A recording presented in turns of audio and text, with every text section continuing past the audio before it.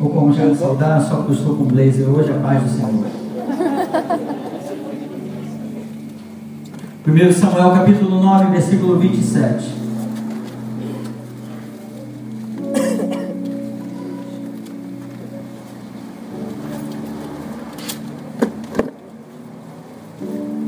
Amém? Diz assim: desciam eles para a extremidade da cidade.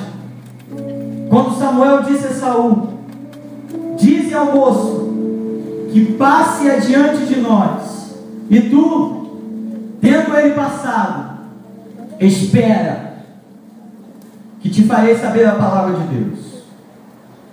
Tomou Samuel um vaso de azeite e lhe o derramou sobre a cabeça e o beijou e disse: não te ungiu porventura o Senhor por príncipe sobre a sua herança, sobre Israel? Capítulo 15 do mesmo livro.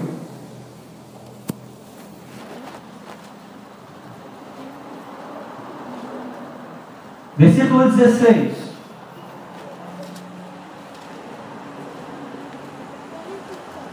Primeiro Samuel capítulo 15, versículo 16.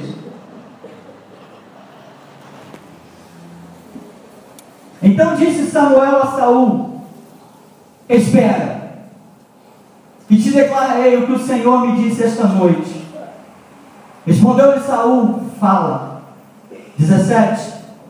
Prosseguiu Samuel: porventura, sendo tu pequeno aos teus olhos, não foste por cabeça das tribos de Israel, e não te ungiu o Senhor rei sobre ele? Versículo 19.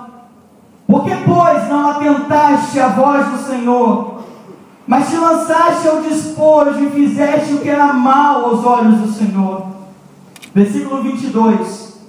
Porém Samuel disse: tem porventura o Senhor tanto prazer em holocaustos e sacrifícios, quanto em que se obedeça a sua palavra? Eis que o obedecer é melhor do que o sacrificar, e o atender é melhor do que a gordura de carneiros, porque a rebelião é como o pecado de feitiçaria, e a obstinação é como a idolatria e culto aos ídolos do lar. Visto que rejeitaste a palavra do Senhor, Ele também te rejeitou a ti, para que não sejas rei. Sente-se.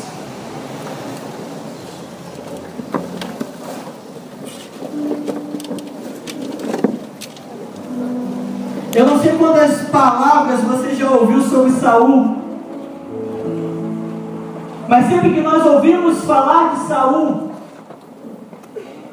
é sempre dito o seguinte: Saul foi o rei escolhido pelo povo, Davi, o rei escolhido por Deus. Em nenhum lugar da Bíblia diz isso. Em nenhum lugar da Bíblia diz que foi o povo que escolheu Saul. Não houve eleição nenhuma. 1 Samuel 9,16 diz claramente que foi Deus que escolheu Saul. E Deus que mandou que Samuel ungisse rei de Israel. No capítulo 10, quando o povo pede um rei,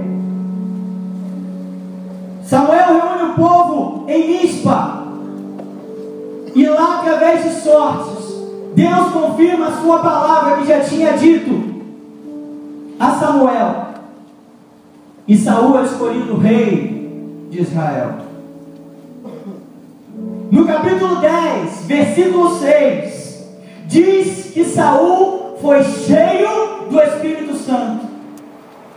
O Espírito do Senhor se apoderará de ti, e tu profetizarás no meio dele, e tu te converterás no novo homem. Saul foi, de fato, um novo homem, cheio do poder do Espírito. Saul era tão humilde, que quando da sua coroação, e caiu sobre sortes na família, na tribo de Benjamim, na família da qual Saul fazia parte, e as sortes caíram sobre Saul, Saul não estava presente. E o Senhor teve que perguntar, Samuel teve que perguntar ao Senhor: onde está Saul? E o Senhor revelou: está escondido na bagagem. Já pensou? No dia da coroação dele, ele não queria ser conhecido e reconhecido por ninguém. Ele estava lá, escondido na bagagem. E quando ele foi ungido rei perante todo Israel, algumas pessoas o desprezaram. Esse é o rei? Esse que se esconde atrás da bagagem? Mas a Bíblia diz que Saul se fez de surdo. Uma atitude sábia. No capítulo 11 de 1 Samuel, temos a guerra do povo de Israel contra os amonitas. E a Bíblia é clara ao dizer que o Espírito do Senhor se apoderou de Saul. E ele, com poucas centenas de homens, derrotou um exército tão numeroso quanto a areia que está na beira do mar. E quando o povo de Israel viu a vitória, eles trouxeram aqueles homens que no capítulo anterior zombaram de Saul, para que eles fossem mortos. E Saul disse: não, ninguém vai morrer em Israel, foi o Senhor que deu a vitória. E o Senhor me chamou a atenção para esses dois textos que nós lemos no início. Deus é um Deus detalhista, eu não sei se você percebe isso. Deus dá mapas do tesouro, e nós que temos que correr atrás do tesouro. O mesmo homem de Deus, Samuel, a mesma palavra: espera, e eu vou te dizer a palavra do Senhor. No capítulo 9, versículo 27, e no capítulo 10, versículo 1, essa palavra era para ungir Saul, rei de Israel. E no capítulo 15, a partir do versículo 16, a mesma palavra, o mesmo homem, a mesma situação: espera, e eu vou te declarar a palavra do Senhor. Só que não mais para ungir Saul, rei de Israel, mas para dizer: o teu reinado acabou. O seu reinado acabou. A partir de hoje, você é rejeitado pelo Senhor.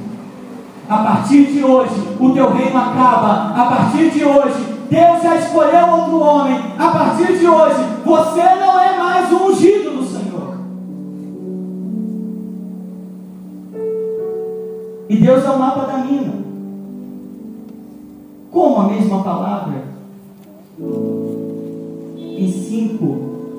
em capítulos diferentes, em diferença de apenas 5 capítulos. E a pergunta óbvia a fazer é: há alguma coisa entre essas duas palavras que fez com que Saul fosse rejeitado por Deus? E o segredo está, eu queria que você viesse comigo no capítulo 15.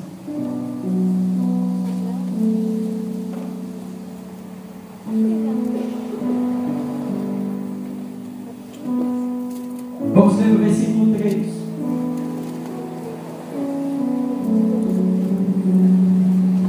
Vai, pois, agora e fere a Amaleque, e destrói totalmente a tudo que tiver, e nada lhe poupes. Porém matarás o homem e mulher, meninos e crianças de peito, bois, ovelhas, camelos e jumentos. Deus dá uma ordem clara a Saul. E eu quero que você entenda uma coisa: essa palavra Deus já tinha dito 500 anos antes de Saul. 500 anos antes, que Deus iria ferir Amaleque por tudo aquilo que eles fizeram a Israel no deserto. E Saul tem o privilégio de cumprir a ordem do Senhor. Saul tem o privilégio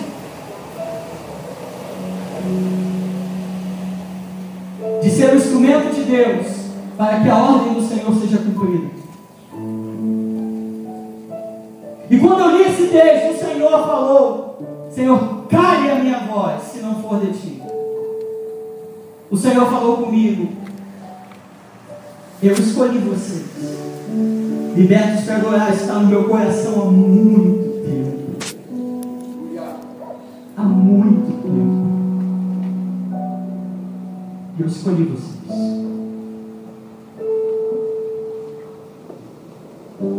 Mas talvez você conheça o resultado desse texto. E eu queria que você lesse comigo o versículo 30.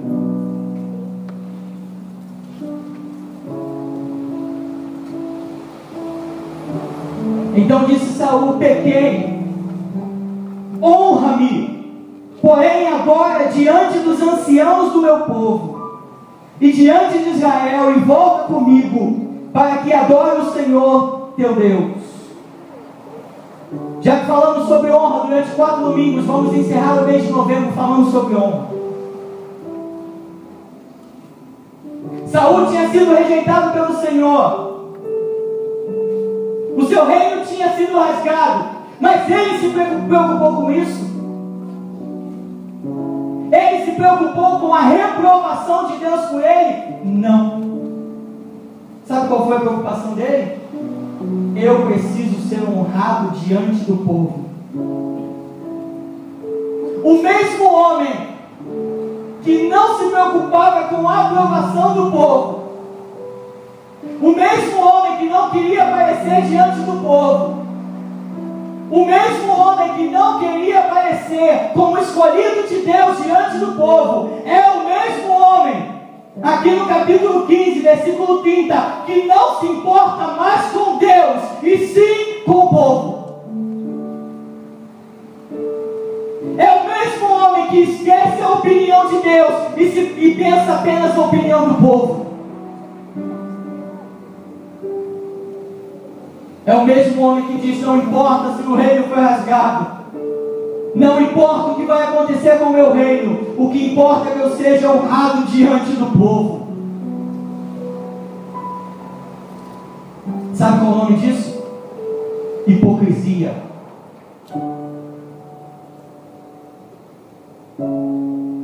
E você sabe o que Deus falou comigo? Assim são vocês.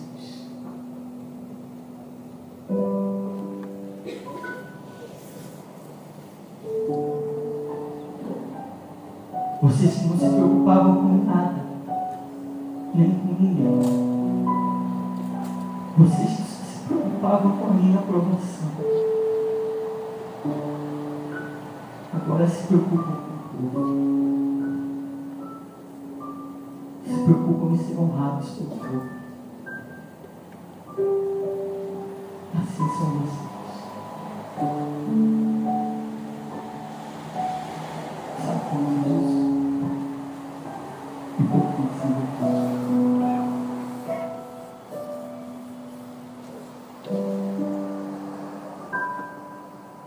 Eu vou contar uma coisa, talvez seja o único momento, a partir de agora, que você vai rir um pouquinho.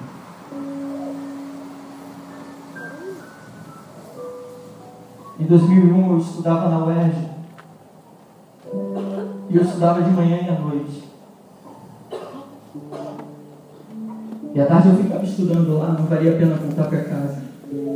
Aí de novo. E eu tinha alguns amigos que eram flamenguistas e havia um jogo da Copa do Brasil, Flamengo e Curitiba.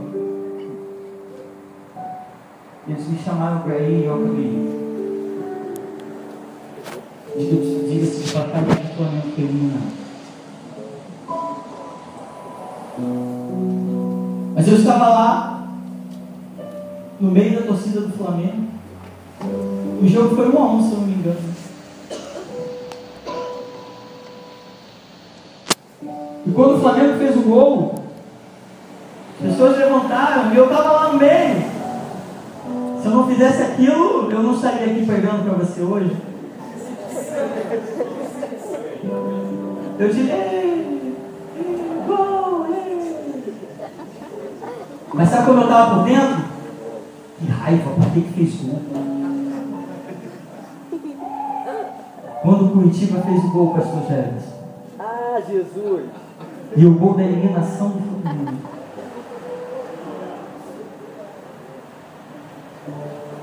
Eu, puxa, que pena, que raiva. Por quê? Mas por dentro eu estava lá. Isso aí. Sabe o que é isso? Hipocrisia. Eu estava expressando aquilo que eu não estava sentindo. Eu estava comemorando porque a massa estava comemorando. Eu estava triste porque a massa estava triste. E o Senhor me dizia: vocês são iguaizinhos.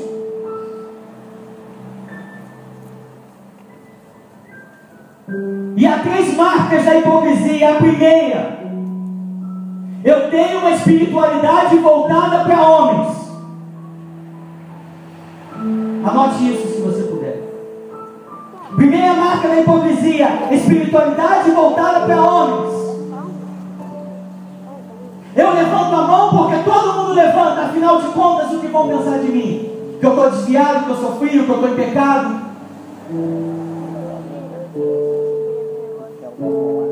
Eu canto porque todo mundo canta. Eu pulo porque todo mundo pula.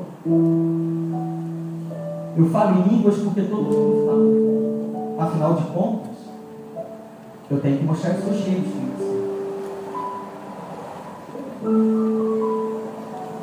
Eu caio no poder, eu me estripucho no chão, porque está todo mundo fazendo isso. O que vão pensar de mim? Está todo mundo caindo no chão. Está todo mundo pulando. Está todo mundo gritando, está todo mundo correndo. Eu vou fazer também. O que vão pensar de mim, Ana? Eu estou me separando da minha esposa. Que eu estou em pecado. Que eu estou frio. Não podem pensar isso de mim. Não podem. E sabe como nós éramos? Não importa o que o Marcondes pensa de mim. O que importa é o que Deus pensa de mim. Deixa eu te fazer uma pergunta. Se nós temos experiências espirituais, e essas experiências espirituais não nos mudam em nada, será que elas são espirituais mesmo? Se eu caio no poder, mas eu não levanto diferente, será que eu caí no poder de Deus ou na minha carne?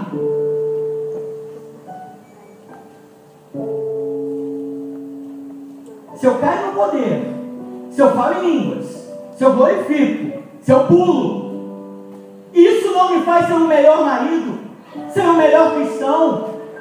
Isso não muda a minha vida em nada. Será que essa experiência veio de Deus? É impossível nós termos um encontro com Deus, nós termos uma experiência genuína com Deus e permanecermos os mesmos. E se essas experiências não são espirituais, por que nós temos?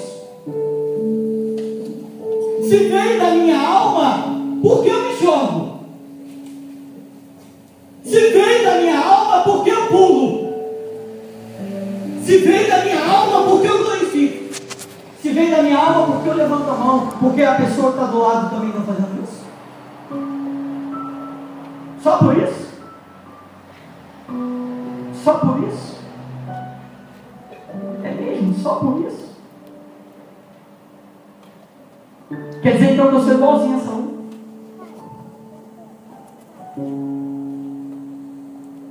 É isso mesmo? Eu sou igualzinho a Saul. Não importa se o reino está acabando, não importa se o reino foi rasgado, não importa mais o que Deus pensa de mim, o que importa é o que o Leones pensa de mim. O que ele vai pensar de mim? Eu sou um mestre. Eu nunca mais vou ter moral para falar com o Leones. Será que a gente mudou tanto? Será que a gente mudou tanto? As suas experiências espirituais têm feito um melhor cristão? Tem feito largar o pecado? Tem feito ser o melhor filho? Uma melhor esposa? Melhor marido? Melhor pai?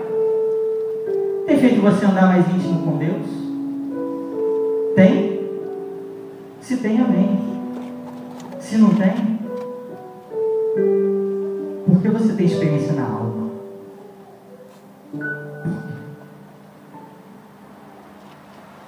Porque é mais fácil mostrar que eu sou espiritual do que chegar com o meu discipulador e falar: eu não sinto Deus há muito tempo.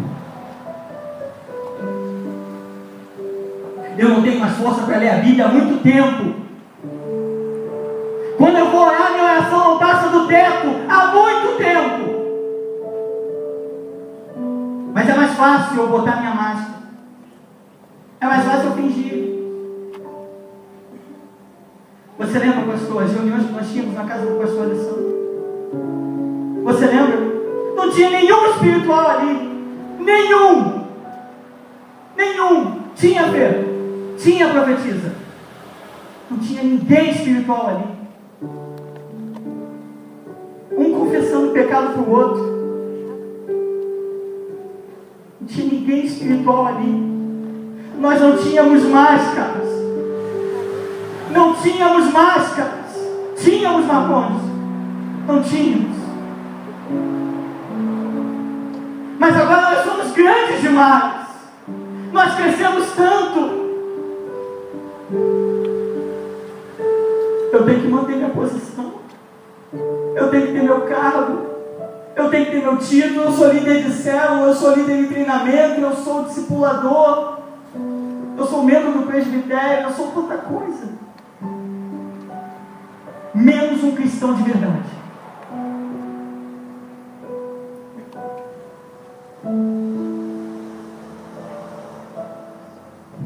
Segunda marca da hipocrisia: falar em nome de Deus.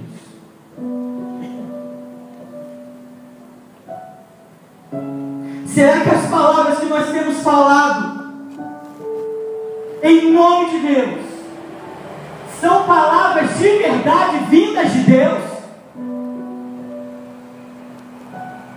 Será que as palavras que você tem dito, Deus me falou assim, de fato Deus te falou? Deus te falou mesmo? Eu tenho ouvido nesse tempo: Deus pode fazer ir muito além da Bíblia. Não se prenda à Bíblia. E eu concordo com isso. Mas Deus nos deixou a Bíblia para que nós não fôssemos além dela. Deus nos deixou a palavra para que nós não fôssemos além do que está escrito na palavra.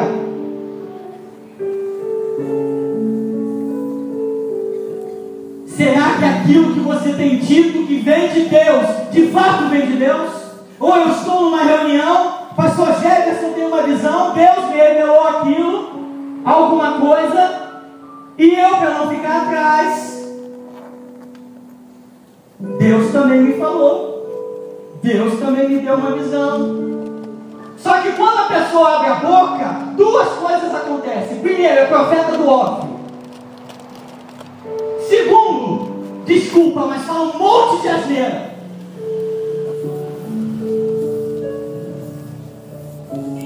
Um monte de asneira. Não passa pelo mais leve exame bíblico. Venha comigo em Deuteronômio capítulo 18, versículo 20. Eu quero que o temor de Deus caia agora, Senhor.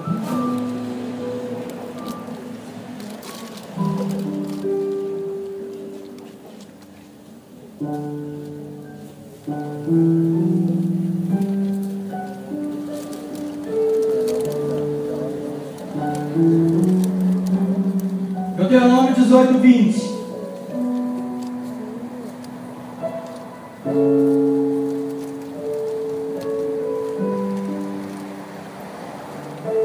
Vou esperar.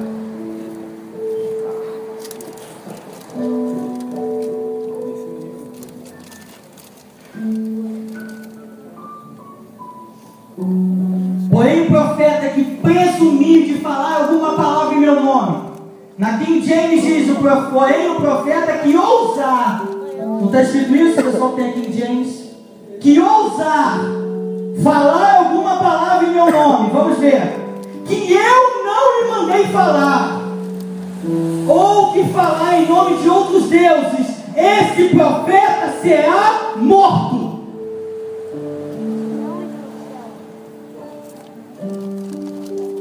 O que Deus está dizendo? Se alguém tomar o meu nome e ousar falar que eu disse algo que eu não disse, essa pessoa vai ser morta. E eu não tenho temor de falar em nome de Deus. E eu não tenho. Comi uma feijoada à noite, tive um sonho da feijoada, Leones, e aí disse que sonhei, e disse que Deus me deu um sonho.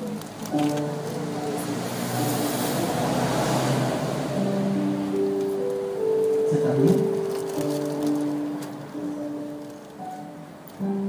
Malaquias 3,6 diz: porque eu, Senhor, não mudo. Então a mesma sentença que havia para o profeta, ou para aquele que se dizia profeta, eu não estou dizendo a Fernanda, entenda, não estou falando de ofício profético. Quando você usa, quando você não é usado, mas quando você usa o dom profético, não é usado, usa para se promover. Quando você usa o dom profético e fala, Deus me disse algo que Deus não mandou você falar, esse profeta será morto. Quantas pessoas mortas em nosso meio nós temos? Versículo 21. Se disseres no teu coração, como conhecerei a palavra que o Senhor não falou? Sabe que quando esse profeta falar em nome do Senhor e a palavra dele não se cumprir, nem suceder como profetizou, esta é a palavra que o Senhor não disse. Com soberba a falou o tal profeta, não tenhas temor dele. Como eu vou saber a palavra que o Senhor falou? Simples, a palavra que se cumprir é a palavra que o Senhor falou, a palavra que não se cumprir é a palavra que o Senhor não falou. Então, literalmente, amados, na antiga aliança, o profeta ficava em quarentena. Você falou em nome de Deus? É Deus mesmo que falou? Ok, fica aqui, vamos ver. O tempo vai dizer. Quando aquela palavra não se cumpria, aquele profeta era morto.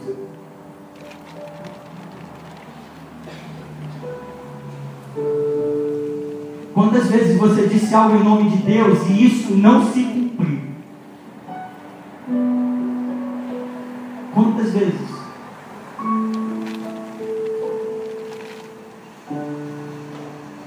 Mas sabe, profetiza, sabe, pastor? Lembra como nós falávamos?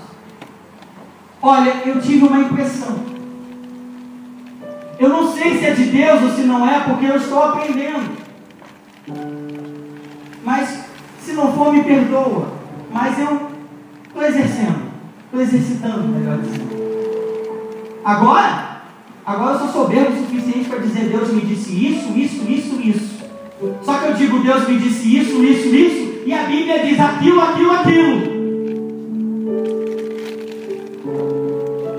Dá para entender? Dá para entender? Eu digo isso, mas não se cumpre nada daquilo que eu falei.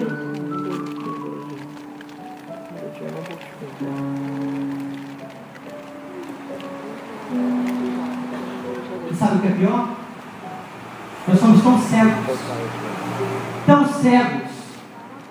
que nos deixamos levar por qualquer palavra. Eu sou tão cego que eu me deixo levar por qualquer palavra.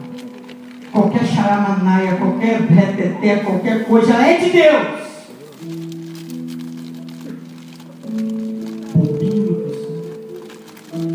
Bobinho.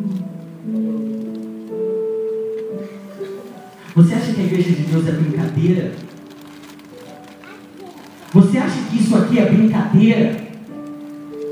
Você acha que isso aqui é clubinho para eu manipular os outros? Você acha que isso aqui é clubinho para eu manipular outras pessoas com a minha pseudo-espiritualidade? Acha mesmo? Aqui é a igreja do Deus vivo. Aleluia. E assim como ele disse a Saul, Deus pode dizer a nós também. Não ache que Deus deu um cheque em branco a libertos para adorar, para fazermos aquilo que quisermos e Ele perdoa tudo. Não ache que Deus te deu um cheque em branco para você brincar de crente o tempo que você quiser, que a misericórdia dele vai até o fim. A Bíblia diz que o homem que é repreendido diversas vezes e não dobra a sua cerviz, uma vez ele vai ser repreendido sem que haja cura. E você fica brincando de crente, brincando de ser usado por Deus, brincando de ter palavra de Deus, brincando de falar em nome do Senhor. Profetiza, eu não estou querendo acabar com a voz profética, me entenda isso. Não estou querendo acabar com a voz profética, pastor, nesse lugar, mas estou dizendo o seguinte: a Bíblia é clara ao dizer: julgai as profecias. E o crivo das profecias é a palavra de Deus. Nós temos que ter temor de falar em nome do Senhor. E não qualquer sonho, qualquer visagem, qualquer profetada. Não, Deus me disse. Deus me disse, Deus falou, Deus aconteceu. Será que de fato Deus falou? Jeremias capítulo 23.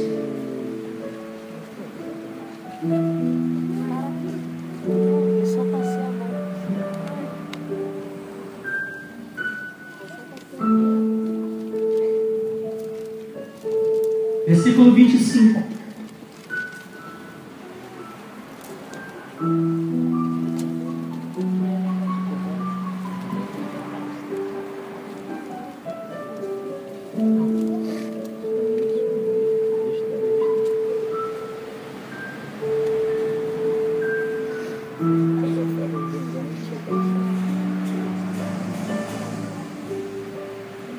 Jeremias 23, 25.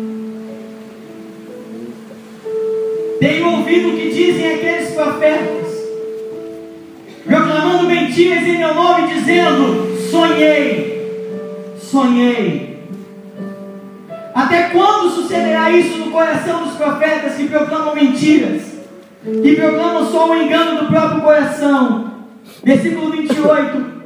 O profeta que tem sonho, conte-o como apenas sonho. Tive um sonho, e não o Senhor me disse. Mas aquele que está a minha palavra, fale a minha palavra com verdade, que tem a palha com o trigo, diz o Senhor. Não é a minha palavra fogo, diz o Senhor, e martelo que esmiuça a penha. Versículo 31. Eis que eu sou contra esses profetas, diz o Senhor, que pregam a sua própria palavra e afirmam: Ele disse.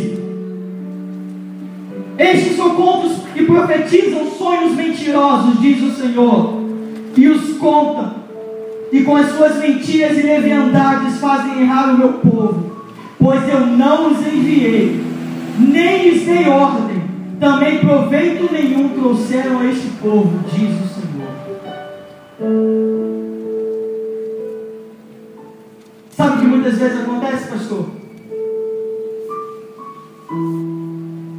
Eu tenho algo para te falar, de minha parte, só que eu não tenho coragem de te falar. E aí que eu falo? Deus mandou te dizer isso. Deus mandou te dizer, profetiza, mas é meu, é da minha carne, são as minhas palavras. Mas quando eu coloco Deus me disse, isso tem outro peso. Só que eu uso o nome de Deus para encobrir a minha covardia. Só que eu uso o nome de Deus para encobrir a minha leviandade. Eu uso o nome de Deus para encobrir a minha vida mentirosa.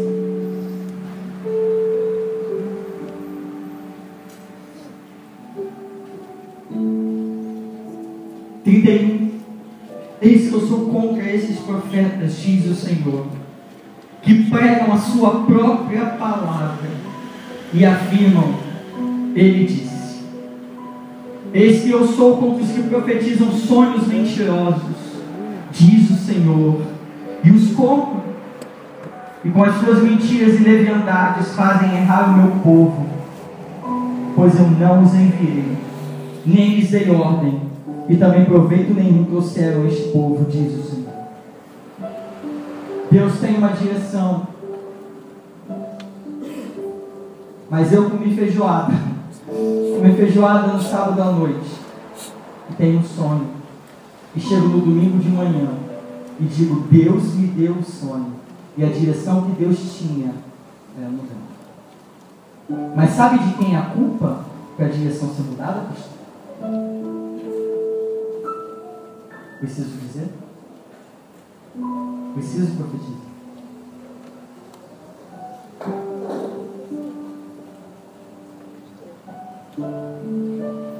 E é isso que tem acontecido no nosso mundo. E o Senhor pergunta, até quando? Até quando não terão temor do meu nome? Até quando não terão temor de falar as palavras que eu não mandei falar? Até quando não terão temor de dar direcionamento que eu não mandei dar? Até quando não terão temor de não cumprir a minha palavra? Até quando? E Deus dá mais uma chance. Mais uma chance. Mais uma chance. Mas assim como aconteceu na vida de Saul, quando Deus deu um basta, chega, o seu reino foi rasgado. Saul, no início do capítulo, tinha sido convocado por Deus para cumprir um plano de Deus de 500 anos. Veja o privilégio de Saul. Deus não tinha escolhido ninguém, só Saul. Deus esperou Saul nascer, crescer, tornar-se rei. Agora sim, você vai cumprir o propósito. Deus nos escolheu. Deus esperou por tanto tempo a nossa manifestação. Mas assim como aconteceu com Saul, Deus levantou Davi. E que o Senhor tenha misericórdia de nós, que não levante outro no nosso lugar.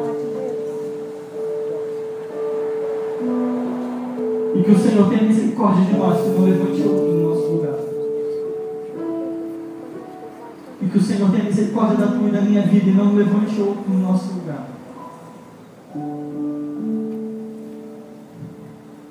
Terceira e última manifestação da hipocrisia. Mateus capítulo 23.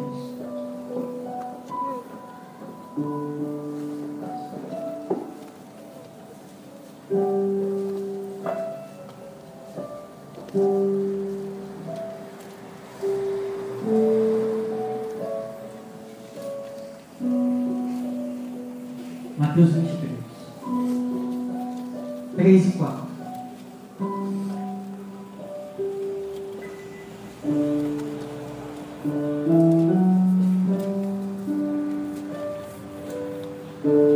Para fazer os concursos. Na cadeira de Moisés se assentam os escribas e os fariseus. Fazei e guardai, pois, tudo quanto eles vos dizem. Porém, não os imiteis as suas obras, porque dizem e não fazem. Atam fardos pesados e difíceis de carregar, e os põem sobre os ombros dos homens. Entretanto, eles mesmos, nem com o dedo, querem movê-los. Terceira manifestação da hipocrisia: liderança sem exemplo. Se eu vou usar o meu exemplo, se eu chamo a minha descendência no domingo de manhã, como hoje aconteceu, e digo: amados, Deus me deu um direcionamento, que todo sábado nós jejuemos, das 6 da manhã às 6 da tarde. O que eles esperam de mim? Que eu seja o primeiro a fazer isso.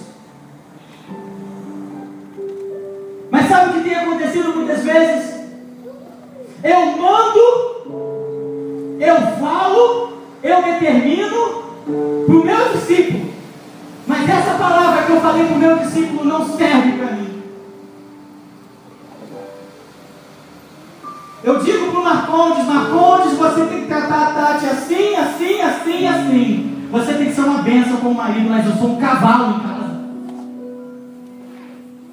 Sabe o que eu sou? Hipócrita.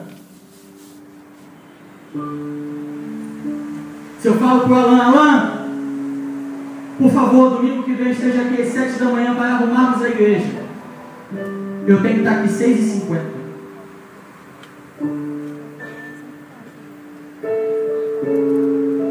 Eu tenho que ser o primeiro a chegar.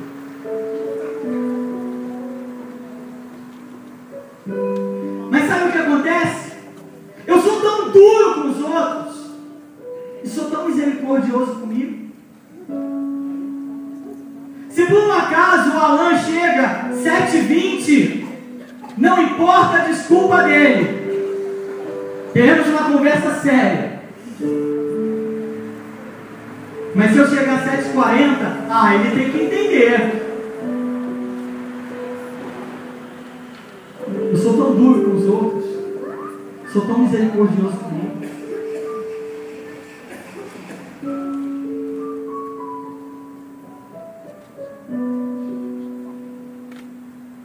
Como eu posso chegar? Os meus discípulos dizerem assim: vocês têm que fazer discipulado. Se eu não faço,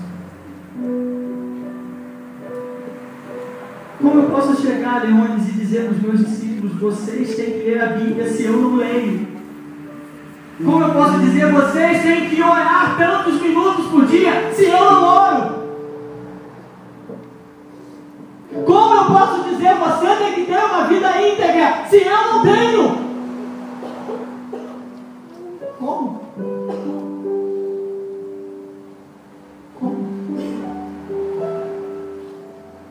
Volta comigo, por favor. 1 Samuel capítulo 15.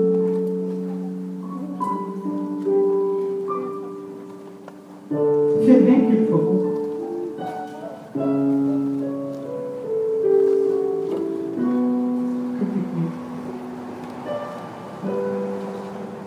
Primeiro Samuel 15, 17.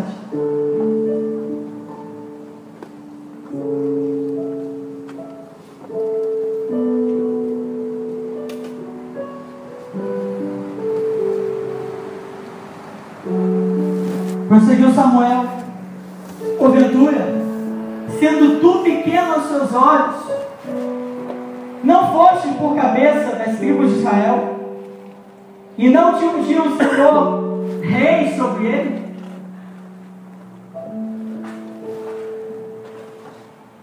Sabe por que Deus ungiu a Saul? Não era porque ele era o homem mais bonito em Israel, e a Bíblia dizia isso. Não era porque ele era o homem mais alto em Israel, e a Bíblia dizia isso. Não era porque ele era um grande guerreiro, e a Bíblia também dizia isso. É porque ele se achava pequeno. Eu sou pequeno. Mas o mesmo homem que se achava tão pequeno passou a se achar tão grande. Sabe quem nós somos agora? Nós somos a maior igreja de Bangu. Nós somos a igreja mais espiritual de Bangu.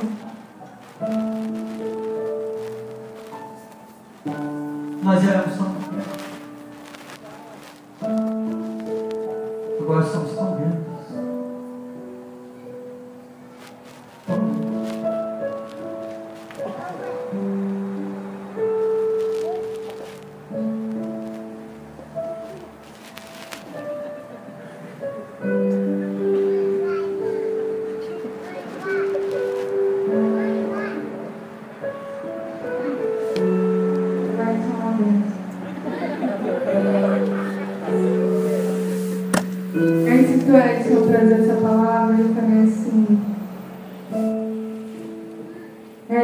engraçado porque eu tenho uma palavra de Deus para você. E aí eu falei, eu sinto, não sei o que você vai falar, mas eu sinto que nós estamos sendo reprovados. E eu falei que não seja você falando, que você não se perca nesse culto, mas que seja o próprio Senhor. E eu disse, eu sinto que nós como líderes estamos falhando, e eu sinto que a gente tem vivido como um sacerdócio de Eli. Nós sentamos na cadeira da acomodação, estamos gordos e cegos. E esse é o meu sentimento. Quando o Edson falou que Deus nos deu uma direção e ao mesmo tempo nós, a nossa vontade nos direciona para outra coisa, eu falei, Senhor, é exatamente assim. Eu não sei você, eu quero ser muito sincera com você. Tem uma canção do Judson que ele fala que há dor nos céus, e eu, como se eu pudesse sentir isso.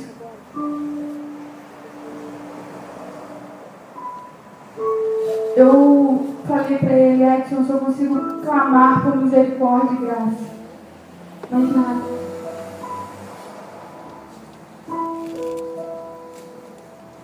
Que nós não venhamos a ser reprovados como Saul. Por hipocrisia, por engano. Quem é você? Quem sou eu quando ninguém está olhando? O que você tem pensado dos seus líderes? O que você tem pensado dos seus discípulos? O que você tem pensado dessa igreja? Como está o teu coração aqui? E eu falei, Senhor, eu devo estar muito louca. Eu estava ali enjoelhada, eu falei, eu devo estar maluca, não é possível, está todo mundo celebrando. Eu devo estar maluca. Senhor, me mostra então, porque eu estou numa direção. E parece que todo o resto está errado. Então o erro deve estar ali. E o Edson começou a falar do começo ao fim. E eu choro do começo ao fim, porque é tudo que está no meu coração.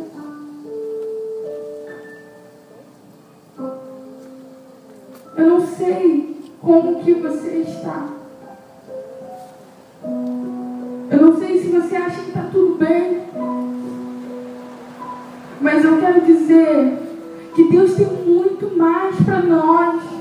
Deus prometeu, Deus é fiel para cumprir. E falou, e disse, e levantou N pessoas para dizer que nós vamos ser levantados nesse lugar para mudar a realidade desse bairro. Mas hoje eu vejo que nós estamos nos perdendo em nós mesmos. Eu não tenho nada para falar. O Senhor já disse tudo. Quem tem ouvidos, ouça o que o Espírito Santo está dizendo à igreja. Não tem como um domingo ser arrependei-vos e o outro ser festejo. Tem alguma coisa muito errada.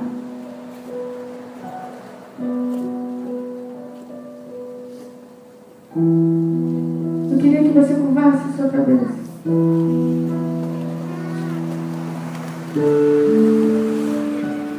Senhor,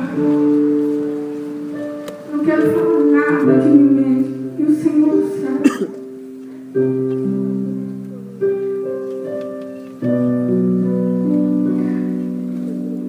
Mas eu sinto que o tempo do basta chega.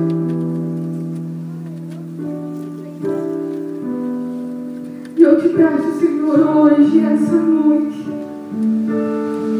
retira nossas máscaras. Nós não podemos, nós não conseguimos mais, Senhor.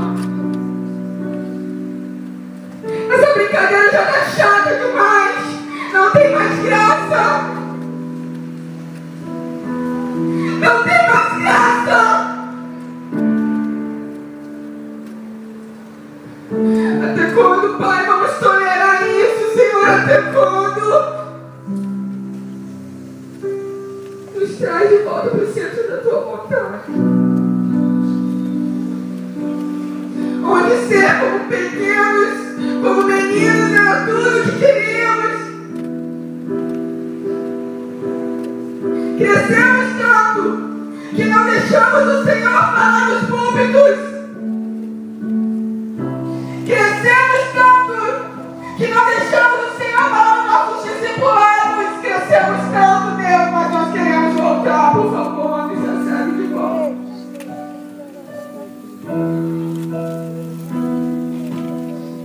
Perdoa que essa geração inconformada, Deus.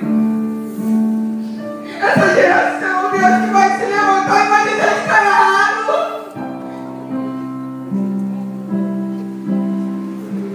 Está errado. Senhor, não queremos um sacerdócio de Eli, não queremos, Senhor, que se levante os Samuéis dessa geração.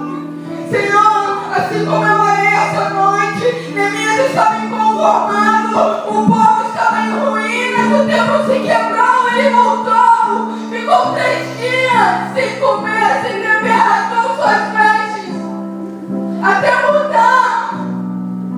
Abre o céu, Senhor. O teu reino vem. Mas nós temos que preparar esse caminho, que se levante João Batista, que se levante aqueles que vão viver a verdade.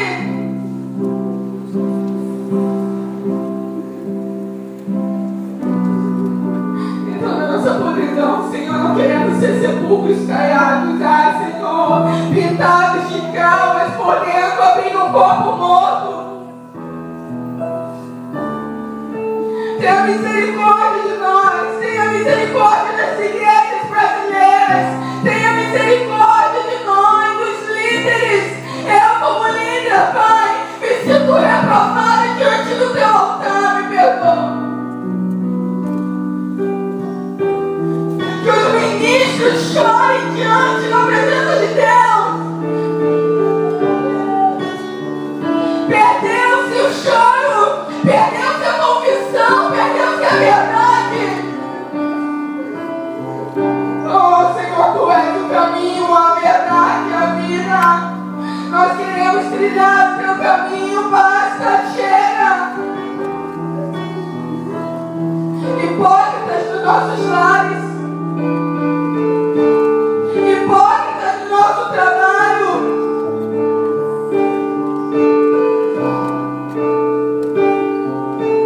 hipócritas das nossas igrejas.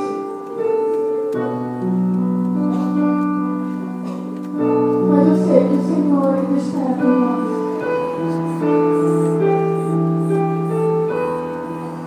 Nós estamos aqui diante do teu altar para dizer, Senhor, nós somos pequenos e nós queremos estar no teu corpo. Nos aceita de volta. Aceita-nos de volta, Senhor. Sabemos que caímos, Senhor, mas o problema